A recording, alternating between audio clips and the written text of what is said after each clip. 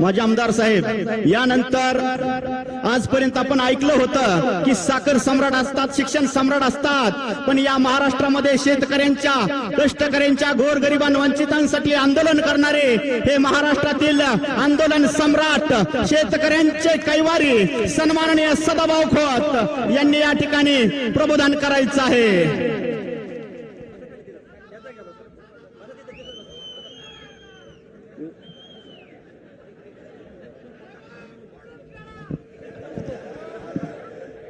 या व्यासपीठावरती उपस्थित असलेले माझे सहकारी बहुजन समाजाचे नेते, नवनिर्वाचित आमदार गोपीचंद पडळकरजी, माझे दुसरे सहकारी भावी आमदार राम सातपुतेजी आणि व्यासपीठावरील सर्वच प्रमुख, मी सगळ्यांचे दिलगिरी व्यक्त करतो, कारण सगळे या ठिकाणी माळशिरस तालुक्यातले नेते मंडळी बसलेले, या सगळ्यांनी या तालुक्यामध्ये प्रस्थापितांना घाम फोडलेला होता आणि तुम्ही सगळे गावगाड्यातली शेताभातात राबणारे माझे शेतकरी, तरुण मित्र आणि माता भगिनी आणि पत्रकार भावांनो, मी मार्कड वाडीला खऱ्या अर्थानं दंडवत घालायला आलो। या तुम्ही एक इतिहास केला आणि त्या इतिहासाची दखल ही देश पातळीवर घेतली गेली। आपण शेताभातात राबणारी माणसं, इंद्रजित भालेरावांची कविता मी तुमच्या भागात फिरत असताना भाषणामध्ये म्हणायचं, काट्या कुट्याचा तुडवीत रस्ता, माझ्या गावाकडे चल माझ्या दोस्ता। काट्या कुट्याचा तुडवीत रस्ता, माझ्या गावाकडे चल माझ्या दोस्ता। इथं मातीत मळतात माणसं, कशी खातात जीवाला कसता, माझ्या गावाकडे चल माझ्या दोस्ता। ही कविता आपण म्हणायचं इंडियातल्या पोरानं गावाकडे यावं, गावातली माणसं कशी उन्हा तानामध्ये राबतात बघावं, ते कशी हाला अपेष्टामध्ये जगतात ते बघावं, त्यांचं खळं कसं लुटलं जातं या आणि त्याच्या हातात एंडोसल्फानचा डबा येतो या, ते न बघायला यावं। खळं कोण लुटतं या त्याला कळावं म्हणून गावाला यावं। पण मार्कडवाडी गाव भाग्यवान आहे, खळं लुटणारा गावात आला। केवढं भाग्यवान पडळकर साहेब। आम्ही ह्यांना म्हणायचं, अरे दिवसा ढवळ्या तुझं खळं हे लुटतं या, त्यामुळं तुझ्या बापाच्या अंगावर धडूत कपडा येणा झाला या।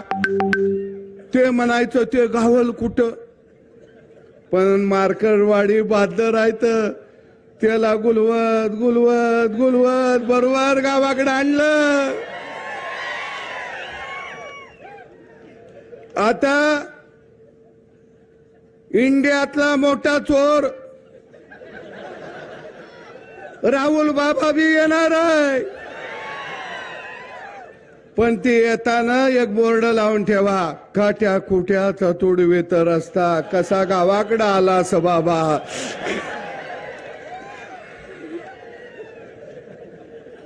म्हणजे राहुल बाबा कुठं जात होत, अमेरिकेला, जपानला, रशियाला, त्याला माहीतच नाही की या इंडियामध्ये भारत नावाचा देश आहे आणि साधी साधी दगड मातीची बी घरं आहेत।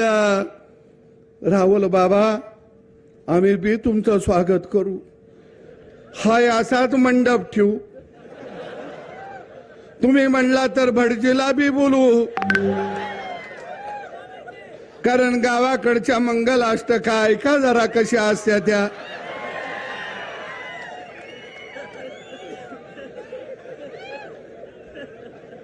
पण त्याचं एक स्वप्न आहे राहुल बाबाचं, मेरी शादी कब होगी, जब मैं पंतप्रधान बनने के बाद होगी. मरकडवाडी गाव हुशार आहे. इथं पडळकर साहेब सांगतील त्यांना बॅलेट पेपरवर निवडणूक घ्यायची आहे. बिचाऱ्याचं लगीन झालं पाहिजे. पोलिसांना मी विनंती करतो, त्यांना 2 डबं मांडून देतील. बॅलेट पेपरवर मतदान होऊन दे, तो गडी निवडून येऊन दे आणि त्याचा शपथविधी इथंच करतो आणि अक्षदाबी इथंच टाकतो.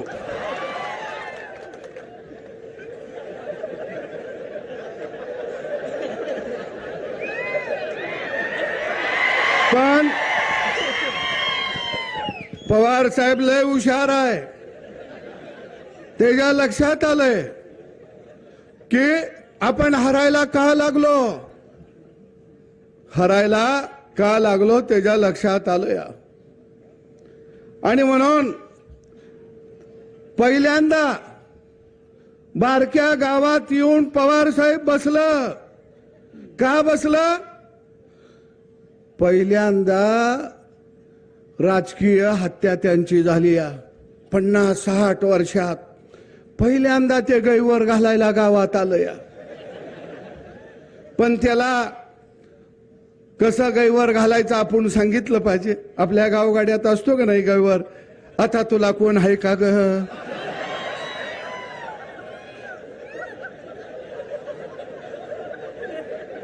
पुन्हा मग एखादा जवळचा असला तर म्हणतो आता मी कसा जगू, कसा राहू. काय त्याला सांगितलं पाहिजे असा गैवर घाल.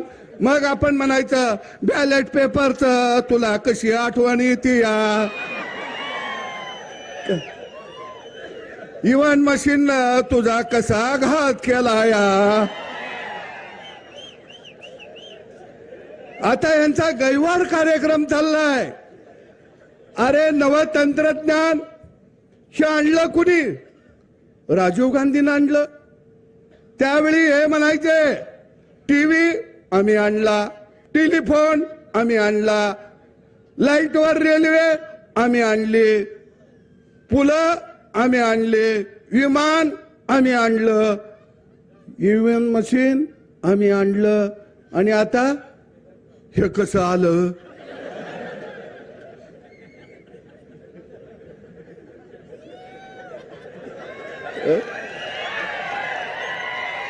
हे ईव्हीएम मशीन कसं आलं? गोपीचंद पडळकर निवडून आलं. आता हे असं चाललंय. काय तुम्हाला ह्यांना बॅलेट पेपर का पाहिजे माहिती आहे का? बॅलेट पेपरवर मतदान झालं, पोलिंग बूथवर टप्पवी हीच मारती ती. तुम्ही म्हणणार कस काय, माझ्याकडे इच्छित येत आहे. राजेश खन्ना मतदान करतोया आणि त्याला सपोर्ट कोण करताय? राजीव गांधी आणि सोनिया गांधी. आता या मशीनला सपोर्ट करायला येत नाही, बरोबर आहे? खटक्यावर बॉट, जाग्यावर पलटी. आणि बॅलेट पेपरवर मतदान झालं की काय होतं? 2-4 मतांना हरायला लागलं की मग 2-4 बॅलेट पेपर तोंडात घालायला येते ती, गिळायला येते ती. आता एवढं मोठं मशीन गिळायचं कसं? बरोबर आहे?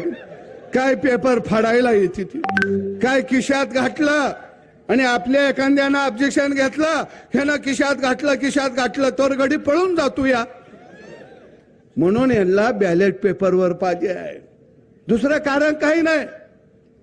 आणि पवार साहेबांना झोप लागना. 60-70 वर्ष सत्ता भोगली, माणूस शांततेनं झोपला पाहिजे हो का नाही? इथं आता आमचं काका बसले, दाढी पिकली या. पिकले का नाही? तुम्ही काय म्हणता? प्रपंच लेकरांचा. आता मी निवांत, पण ही गडी म्हणताय का?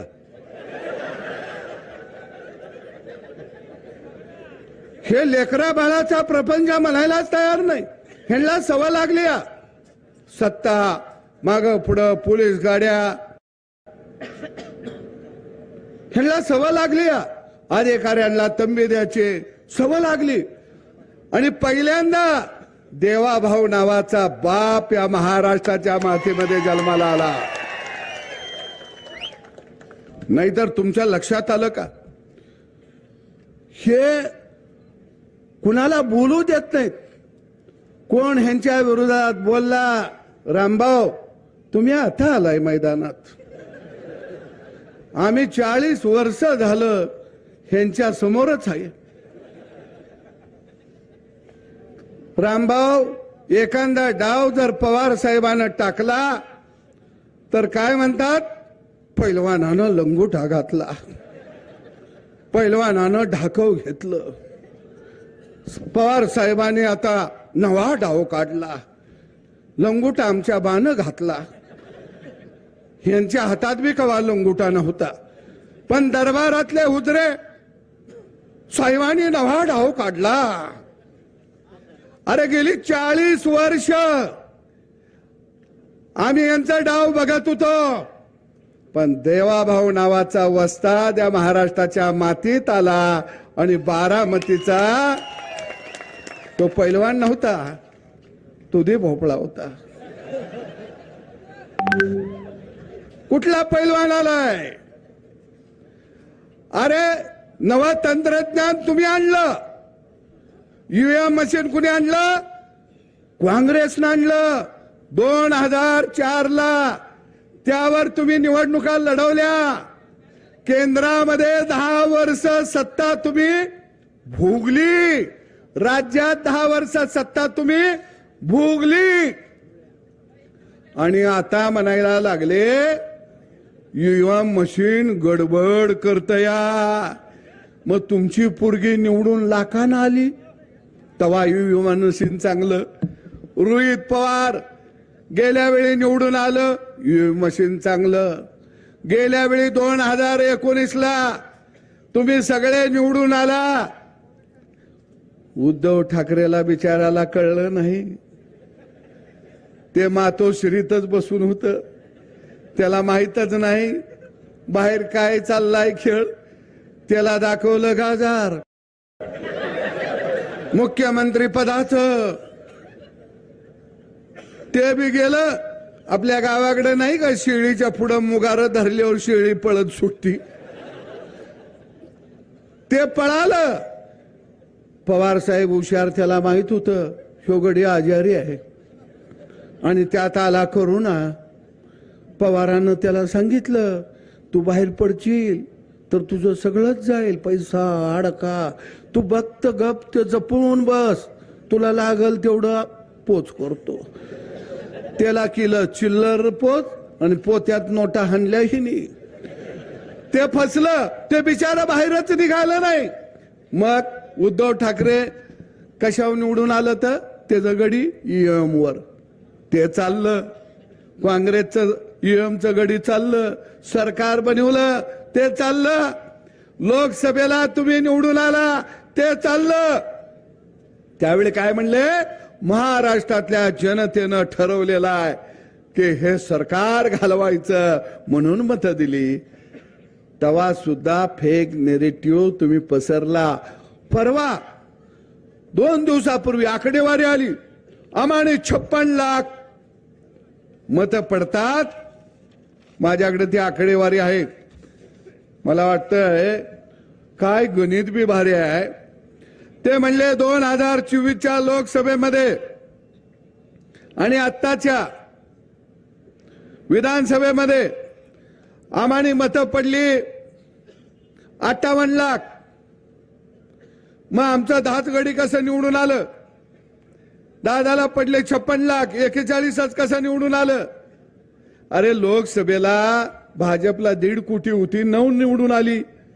तुम्हाला 58 लाख मतं पडली, 8 गडी तुमचं निवडून आलं.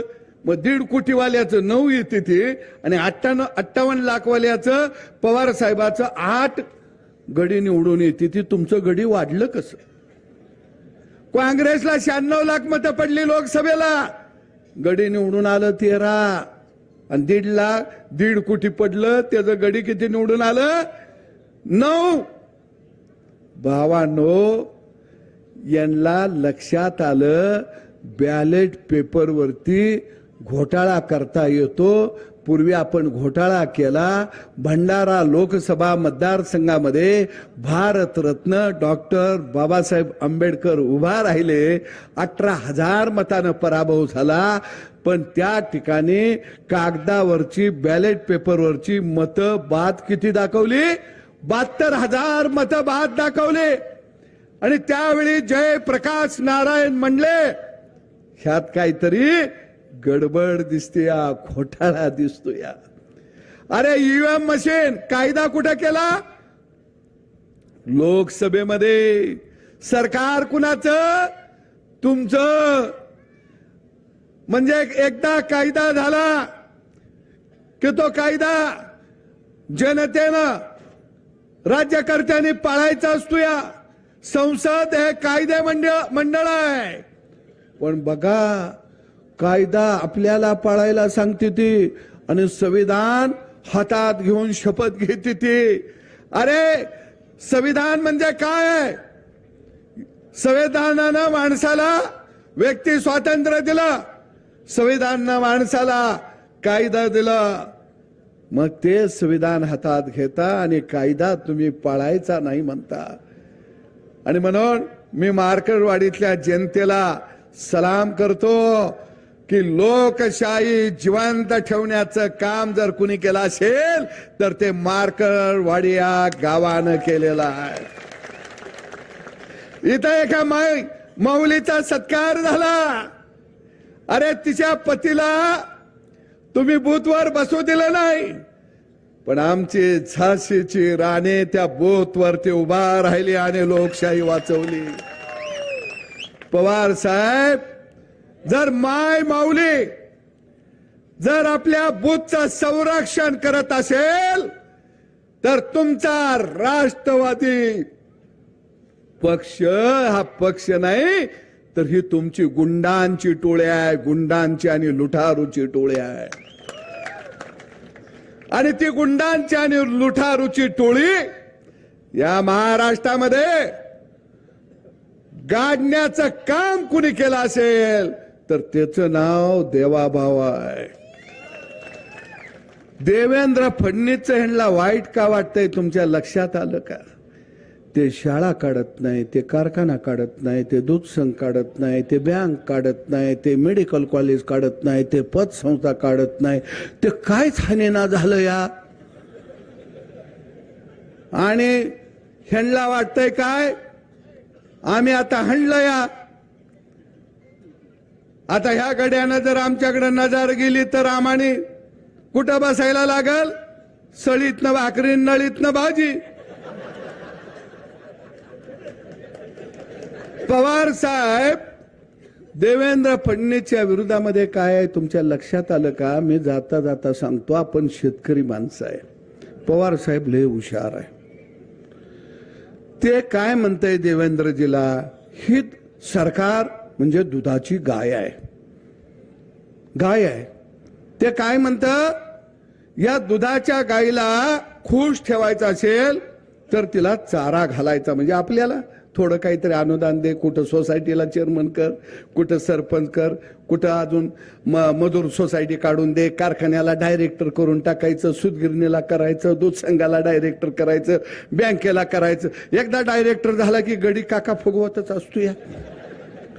तो म्हणतो ही बँक माझीच आहे, बँक ती हाणते ती नुसती माझीच आहे म्हणतो.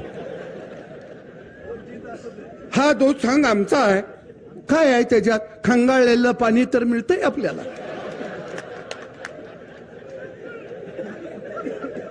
मग ते पवार साहेब म्हणता ह्या गाईला नुसतं असा मुगार द्यायचं आणि तिचं दूध आपण बसून काढायचं. आणि दूध काढलं की वासराला किती द्यायचं? मी मगाशी म्हणलो तसं त्याला अर्ध थान प्याला द्यायचं. 3.5 थानातलं दूध आपणच हाणायचं. देवेंद्रजी म्हणलं ही गाय ज्या मालकाची आहे, जो मालक तिला चारा घालतो या, हे दूध मी त्यालाच वाटणार. पवार म्हणलं हे दूध जर मालकाला वाटणार असतील तर आम्ही गाय पशी ठेंगड घेऊन बसणार, तुला कास जवळ येऊच देणार नाही. मग सुकल काष्ट, मग हे जे एकदा आंदोलन काढायचं, ते जे एकदा आंदोलन काढायचं, त्या जातीला वर करायचं, ह्या जातीला वर करायचं, मग म्हणायचं ह्याच्यावर निर्णय झाला पाहिजे, अमक्याला हे मिळालं पाहिजे. मग 60 वर्ष तुम्ही काय करत होता? पीठ मागत होता गावागावात. पण महाराष्ट्रातल्या गावगाड्यातल्या शेतकऱ्यानं, शेतमजुरानं, माय माऊलीनं पवारांना सांगितलं इडा पिडा टळणार आहे आणि देवा भाऊचं राज्य येणार आहे. ती इडा पवार नावाची साथी आसरा 7.5 कुणी घालवली? पवारांना कळलंच नाही. हे माय माऊलीनं दणका दिला का नाही? तिला कळलं ह्यो गडी आला की आपला मसन वाटा झाला. बरोबर आहे की नाही? तिला कळलं बटन दाबतवी नवरा, इलेक्ट्रिक मोटार चालू होतीया, वावर पाणी पेतया, नवरा गाय म्हशीला चारा काढतोया. नाही पहिला नवरा काय म्हणायचा? लय उशीर मोटार चालली तर लय बिल आलं तर सगळा ऊसच लाईट बिलाला जाईल. आता बायको नवऱ्याला सांगते अरे आपल्याला लाईट फुकट आहे, बटन दाब आणि धार काढायला म्हशीकडे बस, काय काळजी करू नको. तिला कळलं महिना झाला की अकाउंटवर 1500, आता 2100. चिंता करू नका, परत आपलंच बटन 5 वर्षानं दाबवायचं, परत 2500. तुम्ही म्हणणार हे कसं काय? कारण हे गाईचं दूध गडी स्वतःच पेत होते. म्हणून गावगाडा काय असतो, गावगाड्याला स्वातंत्र्य सन्मान दिल्यानंतर काय करतो हे कधी दाखवलं? विधानसभेच्या निवडणुकीमध्ये दाखवलं. आणि मग पवार साहेबांच्या लक्षात आलं. ते म्हणलं तर माझा नातू भाग्यवान रोहित पवारची, ते आता महाराष्ट्राची सेवा करतील. महाराष्ट्राची सेवा काय? यांना सेवा करायचा नाद लागलाय हो.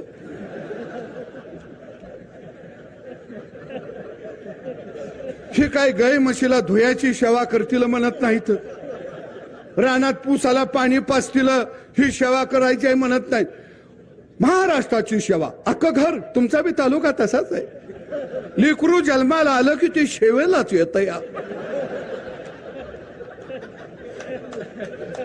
सेवा करायला अख्खं घरदार सेवेवर आहे. बँकेला कोण चेअरमन होतोय, डायरेक्टर होतोय, काय म्हणतो? सेवा करायची आहे. दूध संघाच्या माध्यमात सेवा करायची आहे. कारखाना सेवा करायचा आहे. किती यांना सेवा करायची हौस आहे हो. आता जर ही गडी सेवा म्हणले की यांना म्हणायचं ये जरा गाई म्हशी धुयायच्या आहे, त्या येतो काहीकडं. सेवा कसली सेवा? रामभाऊ म्हणले त्यांना आता वाटलं तर सरकार बदलतं या, आपण जिल्ह्याचे पालकमंत्री होणार. ह्यांना सत्ता गाजवायची, लोकांना गुलाम म्हणून त्यांच्याकडे बघायची सवय लागली या.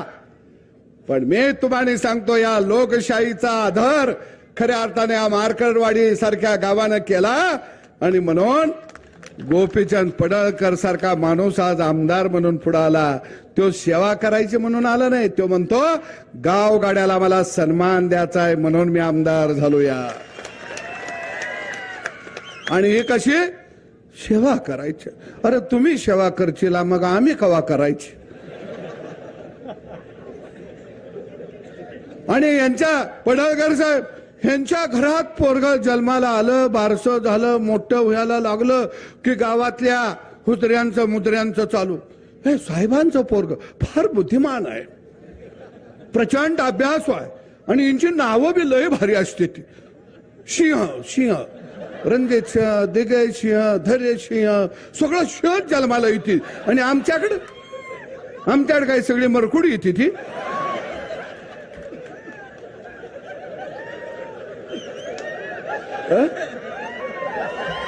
अवघडच आहे. आणि पडळकर साहेब ही लय भारी गडी आहेत. आता सरकार आपलं आलंय, आता साहेबाकडे जॅकेट घालून हे करून जाणार देवेंद्र साहेबांचं. आणि म्हणणार फडणवीस साहेब तुमच्यासारखा बुद्धिमान माणूस नाही, फार साहेब तुम्हाला दूरदर्शी, साला लगेच चिकन तिकडं उडी मारते ती. आणि आमच्यासारखं बांधावत बसतंय, अरे गेलं गेलं गेलं.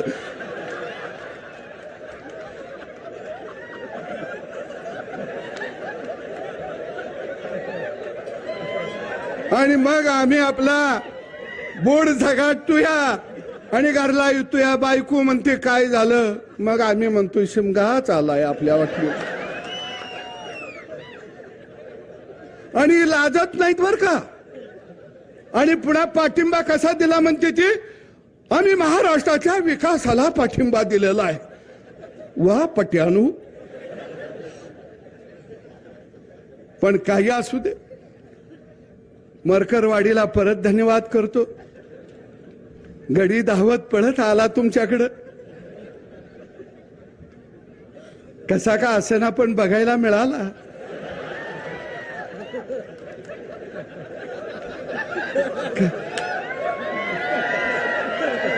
तुमचं गाव जगाच्या नकाशावर आलं. आणि आता सगळे बोलायला लागले मारकरवाडी पॅटर्न. काय भारी काम आहे.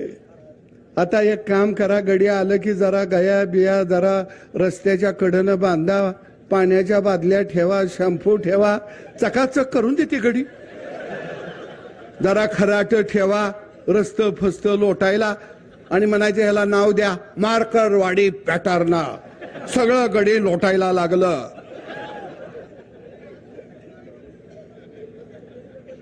अरे जसा उजाडाला घुबड भेट, घुबडाला सूर्योदय चालत नाही, तसं नव तंत्रज्ञान म्हणजे हा सूर्योदय आहे.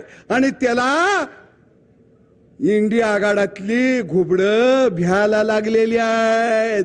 ह्यो सूर्य कसा होतोया, भ्यायला लागले. पण काही असू दे, आपल्याला शेतातलं काम आहे. त्यांना आता खुर्ची तर मिळालेली नाही. आता गाड्यांना काहीतरी काम असलं पाहिजे. आता 5 वर्ष यम घ्या. पडळकर साहेब आपण दोघं, ती एका बाजूनं नांगूर धरतील, दुसऱ्या बाजूनं आपण बी नांगूर धरूया. बर त्यांचा नांगूर रेड्याचा असला तर आपण खिलारी बैलाचा धरूया. शेत आपण चांगलं नांगरायचं आता. बरं आम्हाने तर काय काम आहे, कारण आम्हाने हा गड्या हे वाडे उद्ध्वस्त करायचे आहेत, उद्ध्वस्त. आणि या मानकरवाडीला मी दंडवत घालतो. माझ्यासारख्या फाटक्या माणसाला सुद्धा मताचं लीड या गावानं दिलेलं होतं. आणि मी तुम्हाला सांगतो रामभाऊ, अजून मी आमदार झालो, माझा पहिला फंड कुठं दिलेला नाही, पत्र दिलं नाही. पहिल्या फंडाचं काय करायचं सांगा. पहिलं पत्र मी मारकरवाडीच्या विकासाला देणार. लढाऊ माणसं आहेत. आणि हा माळशिरस तालुका मला माहित आहे. अरे माझ्यासाठी प्रचार करायला घरातनं भाकरी बांधून रानोमाळ ही माणसं धावत होते, रानोमाळ. आणि म्हणून मी म्हणतो तुमच्या गावाचं भाग्य आहे. ही हेलिपॅड तसंच ठेवा. जो जो गडी येईल तिथं उतरल त्याला उतरून द्या. त्याला तुमचं गाव बी कळल. बरोबर आहे की नाही. येऊन देते. तुम्ही किती भाग्यवान आहे. गडी धावायला लागलीत. चॅनेलवर मारकरवाडी पॅटर्न, लोकशाहीचा खून पडलेला आहे. अरे म्हणून मी आलो, म्हणलं कुठं रक्ताचा महापूर आलाय का बघावा जरा.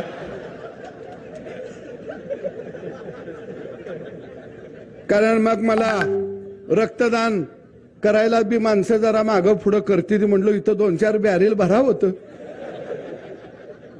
अरे लोकशाही कशी, मी तुम्हाला जाता जाता सांगतो. अरे ज्यावेळी काँग्रेसला या राज्यामध्ये देशामध्ये 5वी बहुमत मिळालं, 400 जागा 350 जागा, त्यावेळी लोकशाही जिवंत होती. अरे काँग्रेसनं ज्यावेळी या देशामध्ये आणीबाणी लावली, खटले न चालवता अनेक लोकांना तुरुंगात टाकलं, त्यावेळी लोकशाही जिवंत होती. दुसऱ्या बाजूला लोकसंख्या नियंत्रणात आणायची आहे म्हणून गावागावात जाऊन जबरदस्तीनं तुम्ही नसबंदी करत होता, तेव्हा लोकशाही जिवंत होती. अरे देशातल्या सगळ्या योजना, विमानतळ, चौक ह्याला काँग्रेसच्या नेत्यांची नावं देत होता, ही लोकशाही जिवंत होती. आणि आता तुम्हाला उतरता कळा लागल्याबरोबर लोकशाही बुडायला लागली, अशा हकाट्या पेटता. अरे शाळेंना नावं कुणाची, कारखान्यांना नावं कुणाची, दूध संघाला नावं कुणाची, रस्त्याला नावं कुणाची, चौकाला नावं कुणाची. म्हणजे तुम्ही डायरेक्ट ब्रह्मदेवाच्या अंगठ्यातनं खाली येत होता का? सामान्य माणसाचं नाव एखाद्या चौकाला नाही आलं, एखाद्या विमानतळाला लढणाऱ्या, देशाला स्वातंत्र्य देणाऱ्या माणसाचं नाव नाही आलं. अरे तुम्ही लोकशाही ही वेठ बिघार बनवलेली होते, लोकशाहीला तुम्ही गुलाम बनवलेलं होतं. आणि या लोकशाहीला मुक्त करण्याचं काम या देशामध्ये आदरणीय नरेंद्र मोदी यांनी केला. आणि म्हणून मी जाता जाता सांगतो, यो मशीन चा जो ह्यो कालवा चाललाय, ह्या कालव्याला काहीतरी नाव द्यावं लागेल. गावात एखादं मेलं तर पै पाहुणं, लेकी बाळी जमून गैवर घालते त्या का नाही? तसा मला तर एवढा आनंद वाटायला लागलाय. सत्ता नावाची रक्त पिपासू व्यवस्था यांच्या समोर आता मरून पडल्या. पण मला खरंच वाटत नव्हतं ह्या डोळा पवार साहेब सारखा माणूस सुद्धा मेलेल्या, आयुष्यभर भोगलेल्या सत्तेच्या जवळ येऊन गैवर घालून रडायला लागल. म्हणून हिथं जी येत आहेत ती सगळी गैवर घालायला येत आहेत. मार्करवाडीतल्या मी जनतेला आव्हान करन, कारण एखादं जर गैवर घालत असलं तर आपण त्याचं सात्वन करायचं असते. ते गैवर घालायला लागलं तर म्हणायचं असं करू नको, मी आहे तुझ्या बरोबर, तू म्हणतोयस ते खरं आहे, पुढच्या वेळी बदल करूया आपण, अजिबात काळजी घेऊ करू नका, हे चुकीचं झालं, हे मरायला नाही पाहिजे होतं. कारण गैवर घातला की आपण सात्वन करतो का नाही? कारण रडणारा एखादा म्हणतो का नाही, आता मी कसा राहू, कुणाकडे बघून जगू? मग म्हणायचं माझ्याकडे बघून जग. आता दुपारी नाना पटोल्यांचा गैवर आहे, पण तुम्ही गैवर घालायला जेवून खाऊन या, नाहीतर बिन जेवणाचं इचेला आणि हे उपाशी तुम्हानेच मारतील. खाऊन पिऊन या. आणि राहुल गांधी जर आलंच गैवर घालायला, तो तर अख्ख्या देशाचा गैवर घालायला येणार आहे. त्यावेळी रामभाऊ मला आणि गोपीचंदला निमंत्रण द्या, कारण सातवण करायला आम्हाला बी यावं लागेल. आम्ही येतो. आणि नेते आम्ही कुठने येतो माहितीये का सर? आम्ही पंढरीच्या पांडुरंगाकडे जातो, कारण हे दुःख हलकं झालं पाहिजे. अरे गेली 60 वर्ष तुम्ही गावगाड्याला लुटलं, गावाचं खळा लुटलं, त्या गावगाड्यानं तुमचं थडगं बांधलं आणि त्या थडग्यावरती श्रद्धांजली जर कोणत्या गावानं पहिल्यांदा व्हायली असेल तर त्या गावाचं नाव आहे मार्करवाडी. धन्यवाद.